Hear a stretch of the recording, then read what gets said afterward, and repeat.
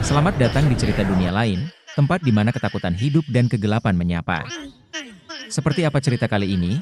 Yuk kita masuk ke ceritanya. Aku, Rian, mahasiswa biasa berusia 22 tahun, memutuskan menghabiskan liburan semester di kampung nenekku yang terletak di pinggir rawa pening. Udara di sini sejuk, jauh dari keramaian kota. Rumah nenekku yang kayu itu masih kokoh. Meskipun sudah berusia puluhan tahun, aku senang bisa kembali ke sini setelah 5 tahun tidak berkunjung. Hari pertama berlalu dengan tenang. Aku membantu nenek memetik sayur di kebun belakang, lalu duduk di teras sambil menikmati teh hangat. Tapi, sesuatu terasa aneh. Warga di sini seperti punya rahasia. Setiap kali aku tanya tentang rawa pening, mereka cepat-cepat mengalihkan pembicaraan atau memberikan senyuman kecut. "Jangan main dekat rawa saat maghrib, Ryan," kata seorang tetua desa sore itu, matanya sembunyi di balik keriput. "Itu tempatnya dia." Aku mengangguk, tapi penasaran. Siapa dia? Malamnya, nenekku bercerita tentang legenda pengantin rawa pening. Seorang gadis yang hilang puluhan tahun lalu, tepat di hari pernikahannya. Konon, arwahnya masih gentayangan mencari pengganti. Aku tertawa, tentu saja aku tidak percaya. Tapi ketika aku bersiap tidur, angin malam berdesir pelan di jendela kayu, seakan membisikkan sesuatu. Dan di kejauhan, dari arah rawa, terdengar suara seperti tangisan perempuan. Pagi itu, aku memutuskan untuk memancing di tepi rawa pening. Udara masih sejuk, kabut tipis menyelimuti permukaan air yang tenang. Aku duduk di atas batu besar, kail sederhana di tangan, menikmati kesunyian yang jarang kudapatkan di kota. Nenek sudah memperingatkanku untuk tidak terlalu dekat ke air, tapi aku hanya tersenyum.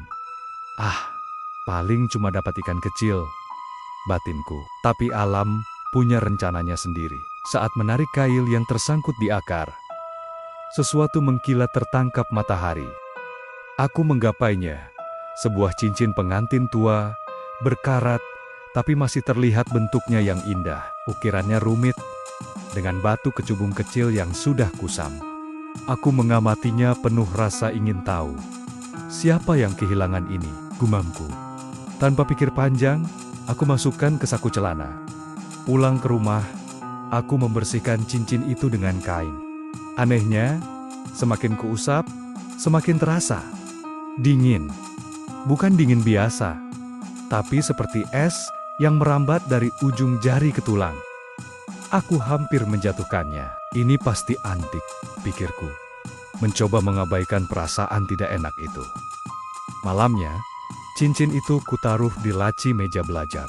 Tapi, tepat saat jam dinding berdentang 12 malam, aku mendengar sesuatu, seperti gemerisik kain dari balik pintu. Perlahan, sangat perlahan. Aku membeku. Nenekkah itu? Tapi nenek sudah tidur sejak tadi. Dan kemudian ada yang berbisik namaku. Malam pertama setelah menemukan cincin itu, aku terbangun oleh suara yang membuat bulu kuduku merinding. Suara perempuan menangis pelan, sedih, dan dekat. Sangat dekat, seperti berasal dari sudut kamarku sendiri. Aku membeku di tempat tidur. Tangan menggenggam erat selimut. Jantung berdegup kencang sampai kupikir akan meledak. Siapa? Siapa di sana? Suaraku bergetar. Tidak ada jawaban. Hanya tangisan itu yang perlahan menghilang seperti ditiup angin. Aku memicingkan mata, mencoba menembus kegelapan. Tidak ada apa-apa. Hanya bayangan furnitur yang terlihat lebih menyeramkan dari biasanya. Akhirnya, setelah berjam-jam atau mungkin hanya beberapa menit yang terasa seperti selamanya, aku tertidur lagi. Pagi harinya, aku bangun dengan perasaan tidak enak. Saat kakiku menyentuh lantai, dingin yang aneh menyergap. Aku melihat ke bawah dan jantungku langsung berhenti berdetak. Jejak kaki. Jejak kaki basah membentuk garis dari pintu kamarku sampai ke samping tempat tidurku. Seperti seseorang baru saja berdiri di sana, menatapku tidur. Aku mengikuti jejaknya dengan mata, dan nafasku tersangkut. Jejak itu berasal dari jendela yang seingatku sudah kukunci semalam. Dengan gemetar, ku ambil handuk dan mengusap lantai. Tapi entah kenapa, airnya terasa licin, bukan air biasa. Bau anyir menyengat, seperti rumput busuk dan sesuatu yang lebih tua, lebih dalam. "Rian, sarapan sudah siap," teriak nenek dari dapur. Suaranya yang riang membuatku sedikit tenang. Tapi saat aku menoleh ke meja belajar, di mana cincin itu kusimpan, sesuatu membuatku merinding. Laci meja terbuka sedikit. Malam itu, aku terbangun tiba-tiba. Seperti ada yang memanggilku dari dalam mimpi. Mataku terbuka dengan sendirinya, dan tubuhku langsung kaku. Kamarku gelap, tapi bukan gelap biasa, lebih pekat, lebih berat. Aku mencoba menggerakkan tangan, tapi seperti ada beban tak terlihat yang menahannya. Lalu, aku melihatnya. Di sudut kamar, di antara bayangan yang bergoyang pelan, berdiri seorang perempuan. Dia memakai gaun pengantin tua yang sudah kusam. Warnanya putih, tapi seperti tertutup debu waktu. Rambutnya panjang, terurai tak teratur, menutupi sebagian wajahnya. Tapi aku bisa melihat matanya hitam, kosong, tapi seakan menatap langsung ke dalam diriku. "Sesiapa kau?" Suaraku pecah, hampir tidak keluar dari tenggorokan. Dia tidak menjawab, hanya berdiri di sana, diam. Tapi aku bisa mendengar suara seperti tetesan air jatuh dari gaunnya ke lantai. Plok, plok. Perlahan, jantungku berdegup begitu kencang, sampai kupikir dia pasti bisa mendengarnya. Aku mencoba berteriak, tapi suaraku baru keluar setelah beberapa detik yang terasa seperti jam. "Nenek." Saat itu juga, lampu kamar menyala. Nenekku berdiri di pintu, wajahnya penuh kekhawatiran. "Rian, ada apa?" Aku menunjuk ke sudut kamar dengan tangan gemetar. Tapi tidak ada apa-apa di sana. Hanya bayanganku sendiri di dinding. Aku melihat nenekku mendekat. Matanya tiba-tiba sangat serius saat melihat lantai di sudut kamar. Aku mengikuti pandangannya dan melihat genangan air kecil di tempat perempuan itu tadi berdiri. Pagi setelah kejadian itu, aku memutuskan untuk menceritakan apa yang kulihat kepada nenek. Tanganku masih gemetar saat memegang cangkir teh hangat yang diberikannya. Nenek terdiam lama setelah mendengar ceritaku. Matanya menerawang ke arah rawa pening yang terlihat dari jendela dapur. "Kita harus ke rumah Pak Darmo," katanya tiba-tiba. Suaranya lebih berat dari biasanya. Pak Darmo ternyata adalah sesepuh desa yang tinggal di ujung kampung. Rumahnya kecil, dikelilingi oleh tanaman obat-obatan aneh yang membuat udara di sekitarnya berbau tajam. Begitu masuk, aku langsung merasakan sesuatu yang berbeda, seperti ada ratusan mata tak terlihat mengamatiku dari sudut-sudut ruangan. Warga desa lain sudah berkumpul di sana. Mereka berbisik-bisik saat aku masuk. Beberapa wanita menutupi mulut mereka dengan tangan, mata mereka melotok penuh ketakutan. Seorang anak kecil malah langsung bersembunyi di balik rok ibunya. "Duduklah, Nak," kata Pak Darmo, suaranya parau tapi tegas. Kakek tua itu mungkin sudah berusia 70-an. Kulitnya keriput seperti kulit kayu, tapi matanya masih tajam. Dia memandangku lama-lama sebelum berbicara lagi. "Kau sudah mengganggu sesuatu yang seharusnya dibiarkan tidur," ujarnya pelan. Suasana ruangan tiba-tiba menjadi lebih dingin. "Cincin yang kau temukan itu milik Sari. Dia menghilang di rawa itu 50 tahun lalu. Tepat di hari pernikahannya." Seorang wanita tua di sudut ruangan tiba-tiba menangis. "Dia tidak akan beristirahat sampai dapat pengganti," bisiknya. Pak Darmo menghela napas panjang. "Kau punya waktu sampai minggu depan tepat di hari hilangnya Sari. Kembalikan cincin itu ke tempat kau menemukannya." Atau dia tidak menyelesaikan kalimatnya. Tapi dari cara semua orang di ruangan itu menghindari pandanganku, aku tahu jawabannya. Malam setelah pertemuan dengan Pak Darmo, aku memutuskan untuk segera menyingkirkan cincin itu. Dengan senter di tangan, Aku menyusuri jalan setapak menuju rawa pening. Bulan purnama tergantung di atas kepalaku, memberikan cahaya cukup untuk melihat jalan, tapi juga membuat bayangan pepohonan terlihat seperti tangan-tangan yang ingin menangkapku. Sampai di tepi rawa, aku mengeluarkan cincin dari sakuku. Dinginnya masih sama seperti memegang es yang tidak pernah mencair. Aku menarik napas dalam-dalam. Maafkan aku, Sari. Bisikku sebelum melemparkan cincin itu sejauh mungkin ke tengah rawa. Aku mendengar suara plung kecil saat cincin itu menghilang di dalam air hitam. Pulang ke rumah, aku merasa lega. Tapi anehnya, malam itu justru menjadi yang paling menyeramkan. Setiap kali aku hampir tertidur, ada bisikan-bisikan di telingaku. Suara perempuan, tapi terlalu samar untuk bisa aku mengerti. Aku memejamkan mata erat-erat, berharap pagi akan segera datang. Dan ketika matahari akhirnya terbit, aku bangun dengan perasaan aneh, seperti ada yang mengawasiku. Perlahan, mataku beralih ke meja belajar, dan jantungku langsung berhenti. Cincin itu ada di sana, berkilauan di bawah sinar matahari pagi. Seolah mengejekku, bahkan lebih bersih dari sebelumnya, seakan seseorang telah merawatnya semalaman. Tapi yang paling mengerikan posisinya, persis di tengah meja, ditempatkan dengan sengaja, bukan seperti benda yang baru saja terlempar ke dalam rawa. Tidak mungkin. Saat aku mengulurkan tangan untuk menyentuhnya, tiba-tiba ada hembusan angin dingin dari jendela yang tertutup rapat. Dan untuk pertama kalinya, bisikan-bisikan itu menjadi jelas. Kau tidak bisa lari. Dengan jantung berdebar, aku melangkah masuk ke balai desa yang sunyi. Ruangan kecil berdebu ini menyimpan arsip-arsip tua desa. Dan sekarang menjadi satu-satunya harapanku untuk memahami apa yang sedang terjadi. Pak Joko, petugas arsip yang sudah sepuh, mengangguk pelan saat kuceritakan maksudku.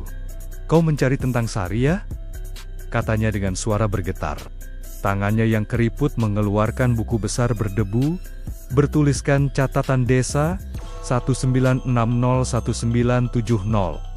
Lembaran demi lembaran kubuka, sampai akhirnya ada sebuah artikel koran kuning yang terlipat rapi. Foto hitam putih itu membuat nafasku tersangkut. Seorang perempuan cantik dengan gaun pengantin sederhana, tersenyum malu.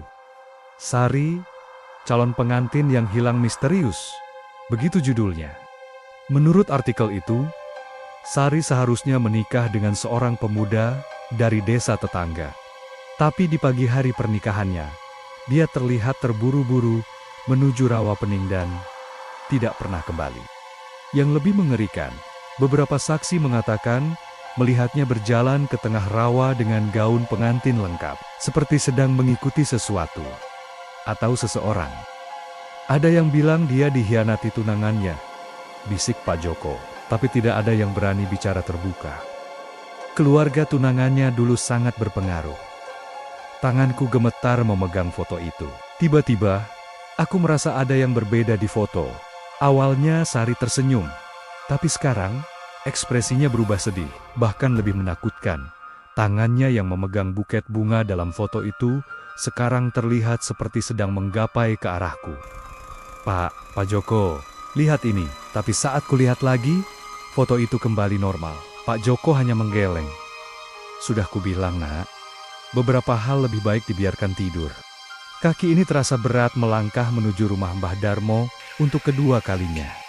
Udara pagi yang biasanya segar terasa berat, seperti ada yang mengikutiku dari belakang. Setiap langkahku diikuti oleh bisikan-bisikan yang semakin jelas, tapi selalu hilang saat aku menoleh. Mbah Darmo sedang duduk di beranda rumahnya, seperti sudah menungguku. Matanya yang keriput itu langsung menatap tajam ke arahku sebelum aku sempat membuka mulut. Sudah kau temukan jawabannya di arsip desa? Suaranya parah, lebih dalam dari biasanya. Aku mengangguk pelan, lalu menceritakan semua yang kutemukan tentang Sari.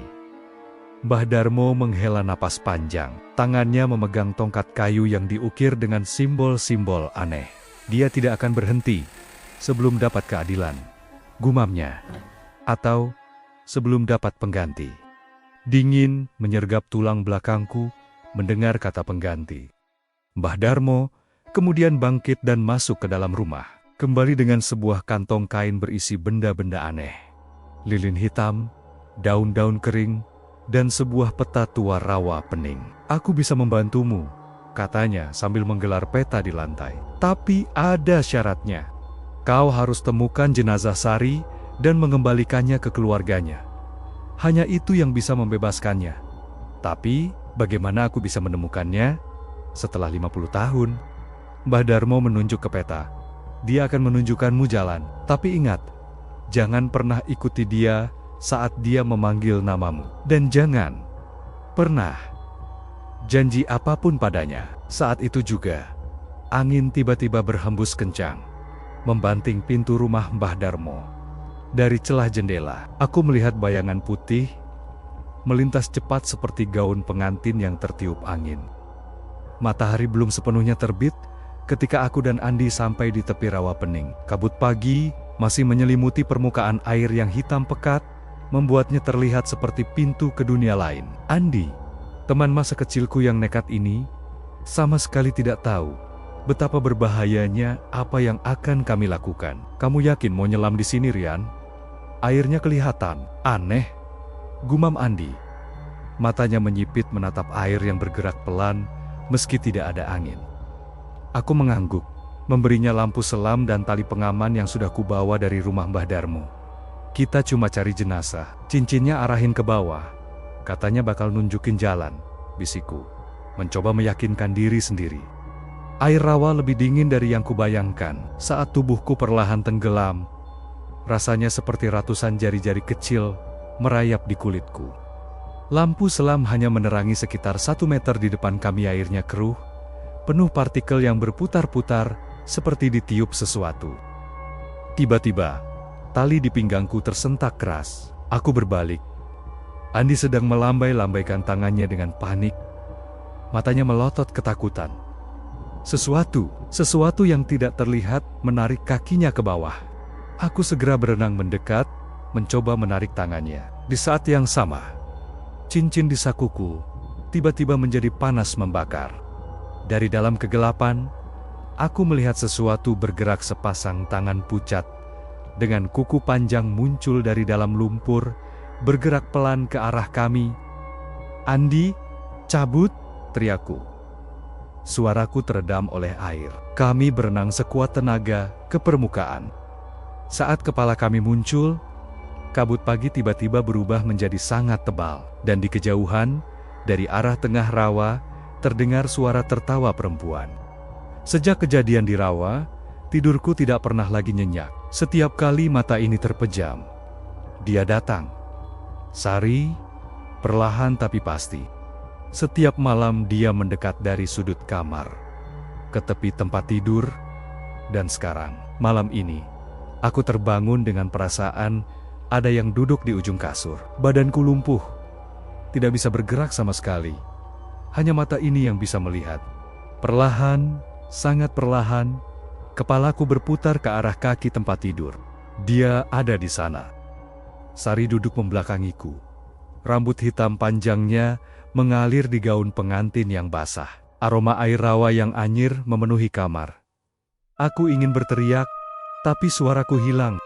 Tiba-tiba kepalanya berputar 180 derajat.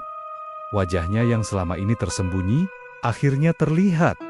Wajahnya tidak seperti yang kubayangkan. Tidak hancur atau mengerikan. Justru sangat cantik. Tapi cantik yang membuat bulu kuduk merinding. Kulitnya pucat seperti lilin, matanya hitam pekat tanpa putih, dan bibirnya bergerak pelan, mengucapkan sesuatu. "Kau janji, kan?" Suara desisnya seperti air merembes melalui celah-celah kayu. Tangannya yang basah meraih ke arahku, kukunya yang panjang hampir menyentuh kakiku. Alarm pagiku berbunyi. Aku tersentak bangun. Seluruh badan berkeringat dingin. Matahari pagi sudah menyinari kamarku. Tapi aku masih bisa mencium bau air rawa. Dan yang paling mengerikan, di spray sebelah kakiku, ada bekas jejak tangan basah. Malam ini adalah malam terakhir sebelum batas waktu yang diberikan Mbah Darmo. Kami berdiri melingkar di tepi rawa pening, ditemani lilin-lilin yang nyalanya tidak pernah stabil. Angin berhembus kencang, padahal tidak ada tanda-tanda akan hujan. Aku menggenggam erat cincin itu di tanganku, rasanya seperti memegang balok es. "Siapkan diri, nak," bisik Mbah Darmo sambil menaburkan serbuk kuning di sekitar kami. "Dia tidak akan melepaskanmu dengan mudah." Ritual dimulai. Mbah Darmo mulai melantunkan mantra-mantra tua, suaranya bergema aneh di udara malam. Lilin-lilin tiba-tiba menyala lebih terang, membentuk lingkaran sempurna. Tapi tiba-tiba, semuanya berhenti. Suara jangkrik, katak, bahkan angin lenyap seketika. Aku melihat ke sekeliling. Semua orang membeku seperti patung. Bahkan asap dari dupa Mbah Darmo berhenti bergerak di udara. Lalu, dari tengah rawa, terdengar suara jeritan memilukan yang membuat telingaku sakit. "Kau berani mengkhianati aku?" Suara Sari bergema seperti ada di mana-mana sekaligus. Lilin-lilin padam sekaligus. Langit yang tadinya cerah tiba-tiba tertutup awan hitam. Desiran angin berubah menjadi teriakan-teriakan yang tidak jelas. "Listrik padam!" teriak seseorang dari desa. Dari kejauhan, aku melihat lampu-lampu rumah satu persatu padam. Seperti ada sesuatu yang bergerak menuju kami. Mbah Darmo jatuh tersungkur, tangannya memegangi dadanya. Dia terlalu kuat, erangnya. Dan kemudian, di tengah kegelapan itu, aku melihatnya Sari berdiri di atas air rawa. Gaun pengantinnya berkibar-kibar. Tapi kali ini, wajahnya tidak lagi cantik. Wajahnya berubah menjadi mengerikan, matanya mengeluarkan cahaya putih menyilaukan, dan mulutnya terbuka lebar melebihi batas wajah manusia normal. "Aku ingin janjimu." Kegelapan masih menyelimuti desa ketika kami bergegas kembali ke rumah Mbah Darmo. Badanku gemetar, pikiran kalut. Andi, teman masa kecilku yang selalu berani, tiba-tiba menghilang begitu saja di depan mataku. Tadi dia ada di belakangku." Suaraku parau. Tangan menunjuk ke arah jalan setapak yang gelap. Lalu ada bayangan putih lewat cepat, dan Andi langsung berlari mengejarnya. Aku panggil namanya, tapi dia seperti tidak mendengar. Mbah Darmo menghela napas panjang. Matanya menerawang ke arah rawa. "Dia sudah mengambil temanmu sebagai tebusan," bisiknya. "Karena ritual gagal, sekarang dia main kasar." Aku mengepalkan tangan. Dinginnya cincin di sakuku terasa seperti membakar kulit. "Kita harus cari Andi, sekarang juga." Tapi Mbah Darmo menggeleng. "Tidak sekarang. Saat malam begini, kekuatan Sari di puncaknya. Kita harus tunggu sampai subuh." Pulang ke rumah, aku tidak bisa diam. Setiap bayangan yang bergerak membuat jantungku berdebar. Aku terus memandangi foto kami bertiga. Aku, Andi dan Nia. Waktu SD, Andi selalu yang paling nekat. Yang pertama, mencoba berenang di rawa. Yang kedua, naik pohon tertinggi. Dan sekarang, dia hilang karena mencoba membantuku. Tiba-tiba, suara ketukan di jendela. Aku berbalik pelan dan melihat sesuatu yang membuat darahku beku. Di balik kaca, tergantung di udara, adalah topi baseball Andi.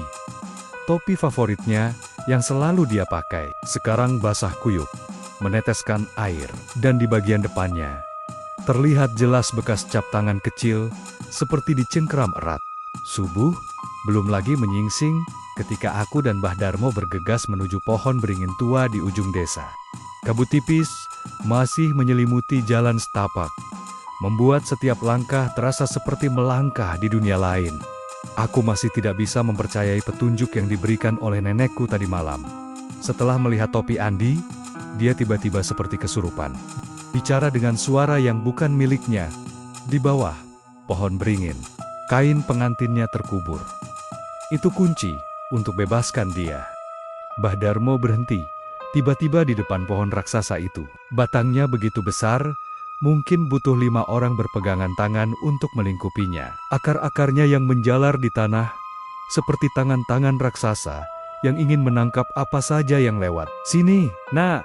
Mbah Darmo memanggilku sambil menunjuk ke sebuah lubang kecil di antara akar-akar. "Kau yang harus mengambilnya. Ini urusanmu sekarang." Dengan tangan gemetar, aku meraih ke dalam lubang itu. Tanahnya dingin dan lembab, seperti kuburan yang baru digali. Lalu, jari-jariku menyentuh sesuatu yang lembut. Kain, aku menariknya pelan-pelan. Dan keluarlah sepotong kain putih yang sudah lapuk. Tapi masih bisa kulihat bordir indahnya bunga melati, persis seperti yang ada di gaun pengantin Sari di foto. Tiba-tiba angin berhembus kencang, memutar-mutar daun di sekitar kami. Dari arah rawa, terdengar suara jeritan melengking yang membuat telingaku sakit. Mbah Darmo langsung memegangi tanganku. Dia tahu kita sudah dapatkan ini. Sekarang waktunya hampir habis. Kain pengantin itu terasa berat di tanganku, meski sebenarnya hanya selembar kain lapuk. Kabut tebal menyelimuti rawa pening saat aku berdiri di tepinya, memandangi air hitam yang bergerak pelan, seolah hidup. Mbah Darmo sudah memperingatkanku, ini saatnya aku harus berhadapan langsung dengan Sari. "Sari, aku bawa kainmu," teriakku. Suaraku gemetar, tapi keras. "Lepaskan, Andi." Air di depanku tiba-tiba beriak, lalu terbelah. Perlahan, dari dalam rawa, muncul sosok yang membuat jantungku berhenti berdetak. Sari. Kali ini dia terlihat jelas.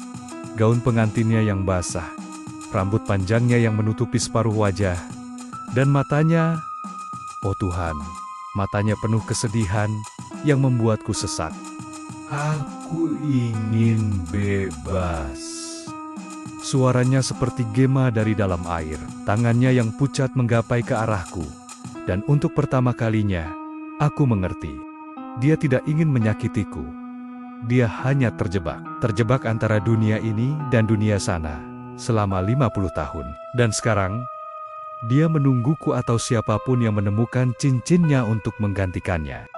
Tapi di balik punggung Sari, aku melihat sesuatu yang membuat darahku beku. Andi.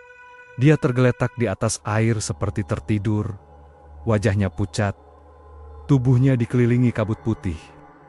"Jika kau tolak, dia akan gantikan aku." Aku terjatuh ke tanah. Ini pilihan yang tidak mungkin, kebebasanku, atau nyawa sahabatku. Jam 2:45 pagi, aku berdiri di tepi rawa pening sendirian. Hanya ditemani cahaya bulan purnama yang sesekali tertutup awan. Kain pengantin Sari tergenggam erat di tanganku, sementara cincin itu, yang sekarang terasa lebih dingin dari es, kugantungkan di tali di leherku. Mbah Darmo melarangku datang ke sini. Tapi aku tahu, ini satu-satunya cara. "Aku tidak akan biarkan Andi jadi penggantimu," bisikku pada angin malam yang berbisik balik di telingaku. Air rawa yang biasanya hitam pekat, malam ini justru memantulkan cahaya bulan seperti cermin raksasa. Aku menarik napas dalam-dalam dan melangkah ke dalamnya. Dingin, sangat dingin, seperti ratusan jarum menusuk kulitku sekaligus. Tapi aku terus berjalan, semakin dalam, sampai air mencapai pinggangku. Tepat saat jarum jam menunjukkan pukul 3, seluruh rawa tiba-tiba menjadi sangat tenang. Suara jangkrik, desir angin, bahkan bunyi air, semuanya hilang. Lalu, dia muncul. Sari berdiri di atas air tepat di depanku, lebih dekat dari sebelumnya. Kali ini, wajahnya jelas terlihat cantik, tapi menyedihkan.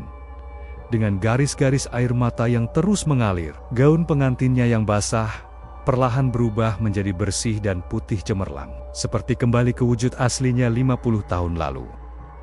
"Mengapa kau datang?" Suaranya lembut, berbeda dari teriakan kemarin. Aku mengangkat kain pengantin itu. "Aku tahu, kau tidak ingin menyakiti siapapun.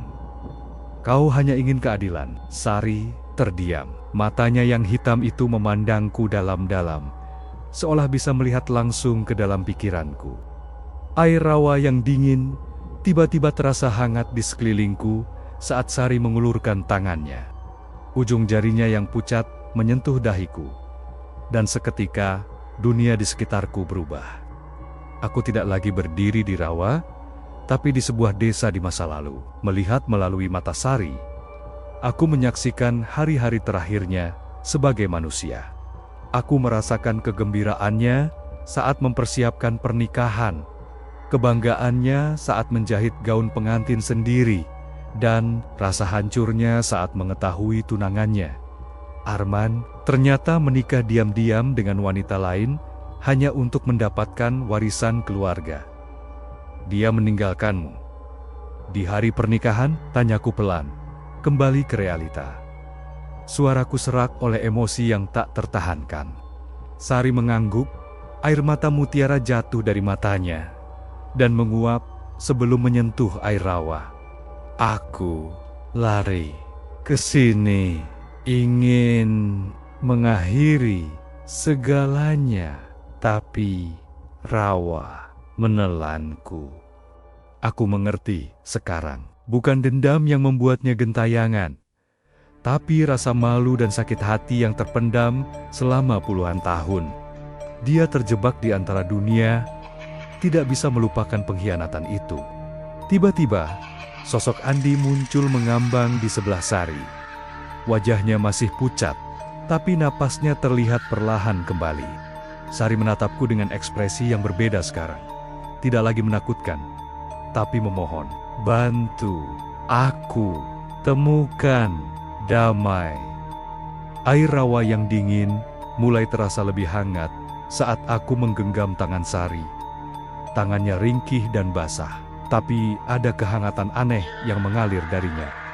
Aku menarik napas dalam-dalam, memastikan setiap kata yang keluar dari mulutku penuh keyakinan.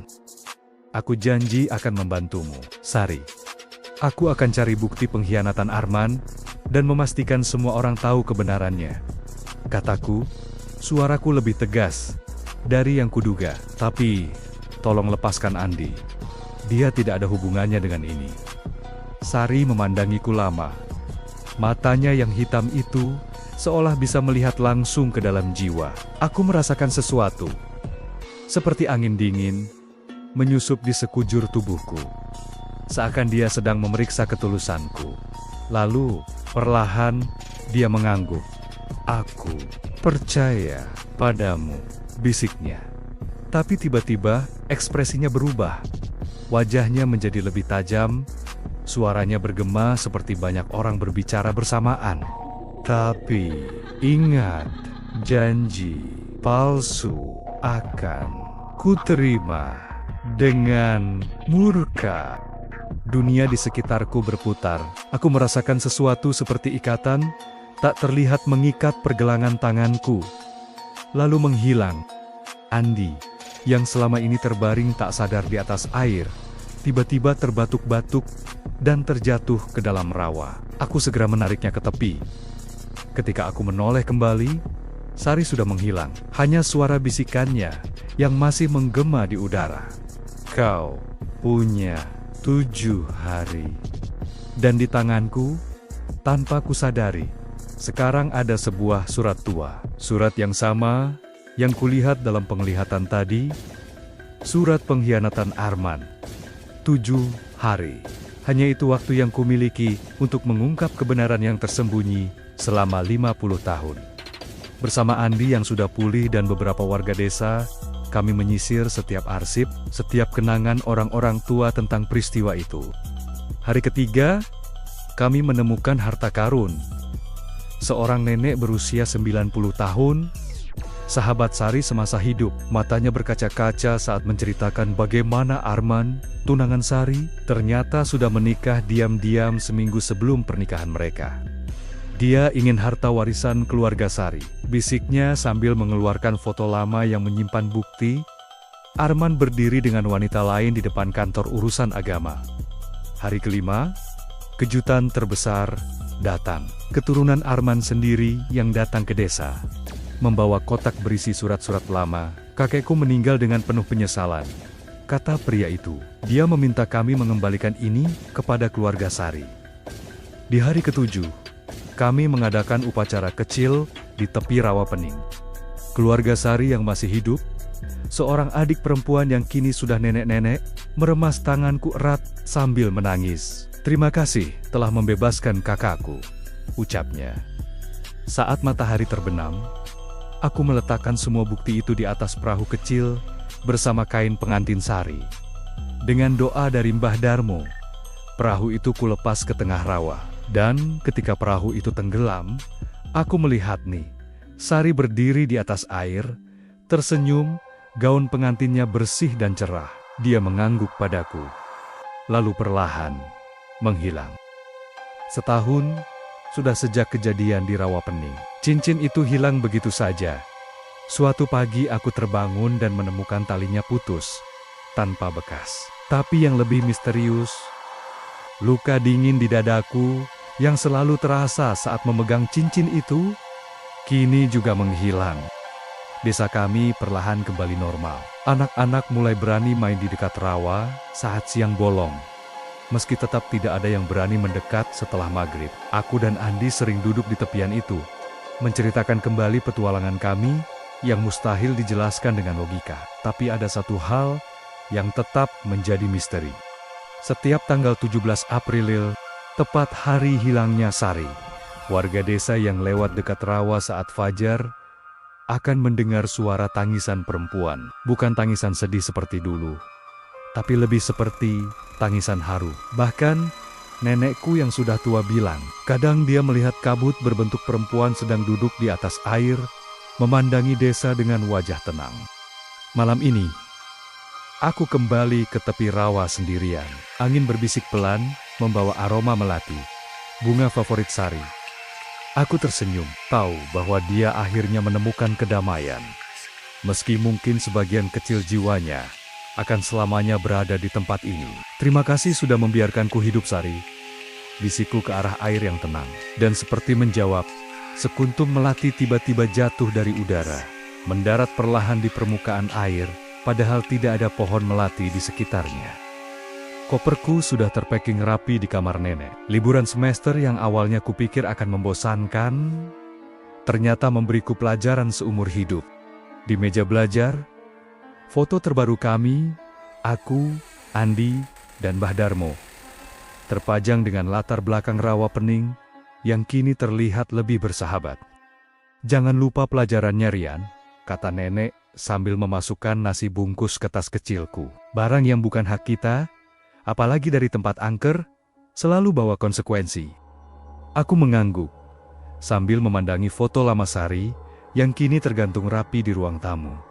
Sebuah permintaan terakhir dari keluarganya. Wajahnya yang cantik dan teduh, jauh dari kesan menyeramkan yang pernah kulihat. Di perjalanan menuju stasiun, aku melewati Rawapening sekali lagi. Airnya berkilau keemasan di bawah matahari pagi. Aku tersenyum, teringat kata-kata Mbah Darmo. Dunia ini penuh misteri, nak. Bukan untuk kita takuti, tapi untuk kita hormati. Kereta mulai berjalan. Dari jendela, aku melihat sekuntum melati tiba-tiba jatuh di pangkuanku. Padahal, tidak ada pohon melati di sekitar stasiun. Aku tersenyum, menyimpannya dengan hati-hati di saku baju. Pengalaman ini mengajariku sesuatu yang takkan kulupakan. Setiap tempat, setiap benda punya ceritanya sendiri, dan kadang yang terlihat seperti harta karun sebenarnya adalah pintu menuju kisah yang belum selesai. Dan demikianlah, kisah Rian dan hantu pengantin Rawapening telah sampai di penghujungnya. Sebuah cerita yang mengingatkan kita bahwa di balik setiap legenda ada kisah manusiawi yang menunggu untuk dipahami. Bukan sekadar hantu yang menakutkan, tapi jiwa-jiwa yang mungkin hanya membutuhkan keadilan, pengakuan, atau sekadar seseorang yang mau mendengarkan. Pelajaran sederhana Rian untuk tidak mengambil apa yang bukan hak kita, ternyata menyimpan kebijaksanaan yang lebih dalam, bahwa setiap tempat, setiap benda punya ceritanya sendiri, dan kadang yang kita anggap sebagai harta karun adalah pintu menuju kisah-kisah yang belum selesai. Lain kali, ketika kalian mendengar cerita hantu atau legenda lokal, coba tanyakan, apa yang sebenarnya ingin diceritakan oleh kisah ini? Karena seperti Sari, mungkin mereka hanya ingin didengar, sebelum akhirnya bisa benar-benar pergi. Jika kalian menikmati cerita ini, jangan lupa subscribe dan nyalakan lonceng notifikasi. Cerita-cerita rakyat dari seluruh Nusantara akan terus kami hadirkan dengan sudut pandang baru. Sampai jumpa di petualangan berikutnya.